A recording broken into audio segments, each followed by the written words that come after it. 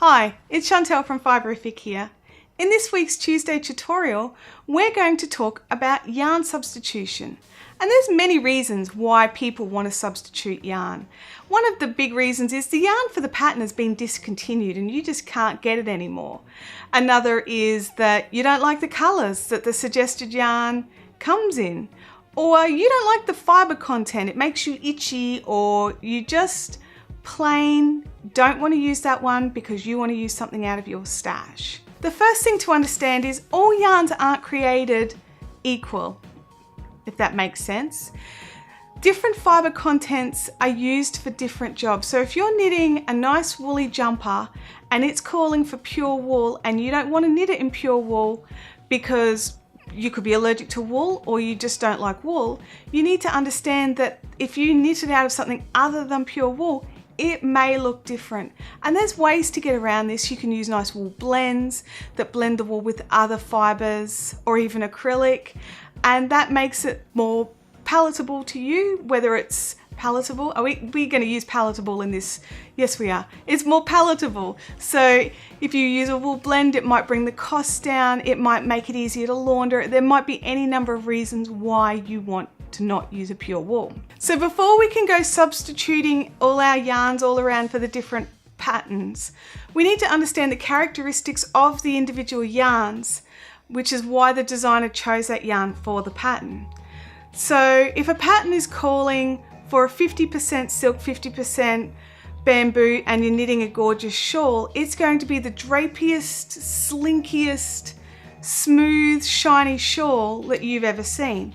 But if you decide to substitute the bamboo silk for something else, say wool, you're going to end up with a very, very different end product. It's not going to be anywhere near as drapey. It's not going to be slinky, and it's not going to be silky or shiny. You will have a gorgeous shawl, I'm sure, but it will be different. And that's where the substitution becomes a bit muddy. Whether we want to substitute it and make it the same or substitute it for something completely different and make it our own. That, at the end of the day, is what we're all doing. We're creating items for ourselves. Most people who, I'm saying most because there are people that absolutely need to use the exact yarn in the pattern for professional reasons or whatever. But most people have a little bit of flexibility in what they can do. Now, I know there's people out there who buy a pattern, buy that exact yarn for the pattern, sometimes even down to the identical colour, and they're very happy to do it that way. And that is awesome if you can do that.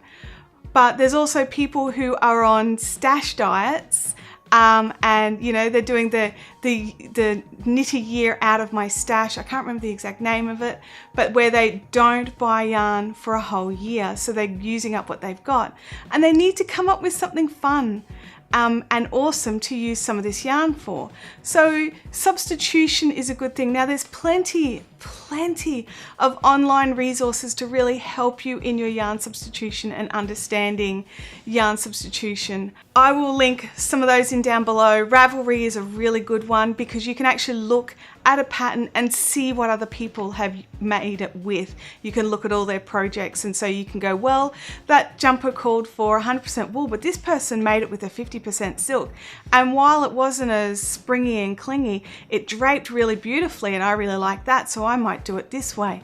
So there's some really, really great reasons to substitute if you want. Now, another part of understanding our yarn in substitution is the actual construction of the individual yarns, the making of them, because not all yarns are made identically. If you're a spinner, you know this inherently, but there is different ways to ply. There's fluffy yarns, there's novelty yarns, there's all different types of yarns. And if a pattern is specifically calling for some sort of novelty yarn or fluffy yarn, you need to be extra cautious in your substitution to make sure that the yarn that you're getting actually does the job that that novelty yarn or fluffy yarn needed to do. So if you say you want to make a nice little scarflet or shawlet for around your neck, and the pattern's calling for something like Kid Silk Haze, you don't want to just jump out and buy a pure wool to replace the Kid Silk Haze, because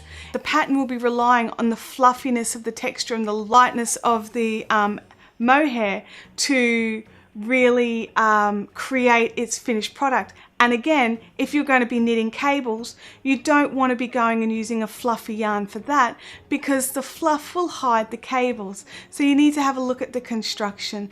Even when it comes to just the straight up wools, the number of different types of construction. There is like a 2-ply, which a lot of laces are knit with, creates a flatter yarn, whereas a 3 or 4-plied yarn creates a much rounder yarn, which makes cables just really pop out of the background. So there's different reasons to use the different yarns.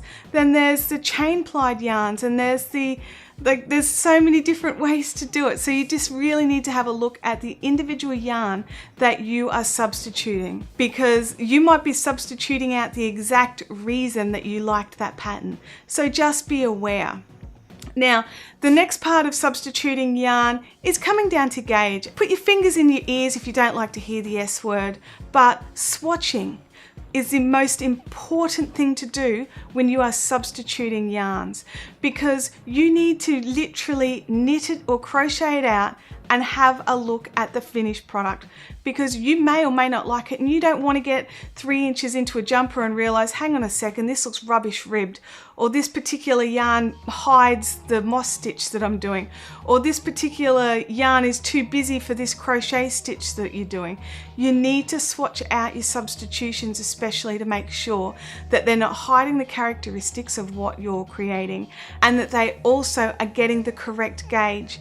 Now, I do hear people talk about, oh, I get perfect gauge, and I think that's absolutely marvelous, but not everybody does. And I find that different designers all have different gauges, and some designers have a looser gauge or a tighter gauge, and you do get to know your favorite designers. If you need to automatically go up or down a hook or needle size, you pretty well get onto it straight away. But that's why swatching is so important.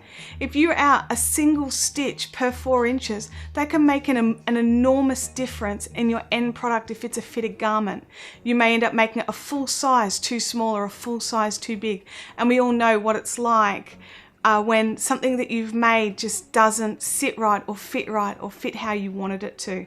So swatching, especially, I know, stop glaring at me, I can feel it through the screen. Swatching is exceptionally important when we are using substituted yarns. This has been my little talk on yarn substitution. Click like if you like this video. Click subscribe if you haven't done so already. Tap on the little bell icon if you don't want to miss any future videos. Oh, and comment down below. Tell me what your favorite substitutions are. Do you have a particular yarn that you really don't like to use and that you've got something that you think is a wonderful substitution for it? Let me know down below. It's time for you to fill your universe with fibre fun. Off you go. I'll see you next time.